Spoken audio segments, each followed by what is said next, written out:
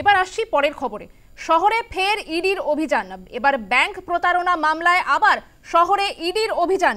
জানা যাচ্ছে সল্টলেকে ব্যবসায়ীর বাড়িতে ইডির হানা। ফোনে রয়েছেন আমাদের প্রতিনিধি সন্তোষ ঠাকুর। সন্তোষ, ইডির হানা দিয়েছে আবার শহরে, ঠিক কি ঘটেছিল, কি কারণে এই অভিযান? দেখো, তোমায় জানাবো সোনালী, ইতিমধ্যে ইডি তরফ থেকে সল্টলেকের সিএফ ব্লকে ইতিমধ্যে ইডি আধিকারিকরা পৌঁছেছেন এবং তার একটি সিএফ ব্লকে 374 যে বাড়ি, সেই বাড়িতে পৌঁছেছেন।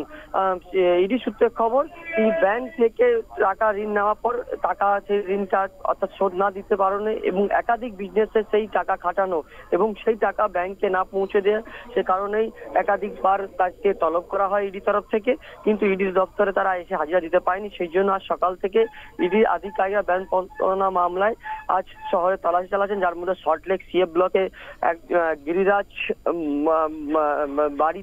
গিরিরাজের বাড়িতে ইতিমধ্যে তল্লাশি চালাচ্ছেন ইডি আধিকারিকরা এবং তাদের কাছ থেকে একাধিক তথ্য জিজ্ঞাসাবাদ করছেন। পাশাপাশি সমস্ত ডিজিটাল এভিডেন্স তারা খতিয়ে দেখছেন।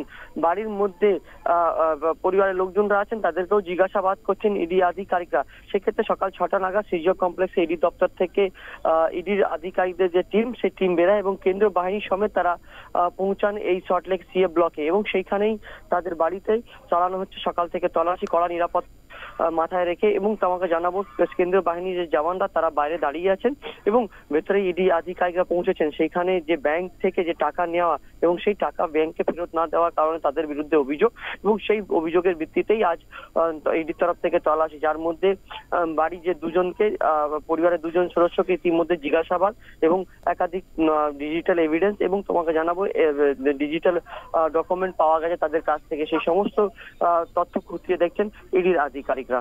শোনান। অনেক ধন্যবাদ তোমাকে সন্তোষ। আমাদের সঙ্গে ফোনে ছিলেন প্রতিনিধি সন্তোষ ঠাকুর। ব্যাংক প্রতারণা মামলায় শহরে ফের ইডির অভিযান। সল্টলেকে ব্যবসায়ীর বাড়িতে ইডির হানা।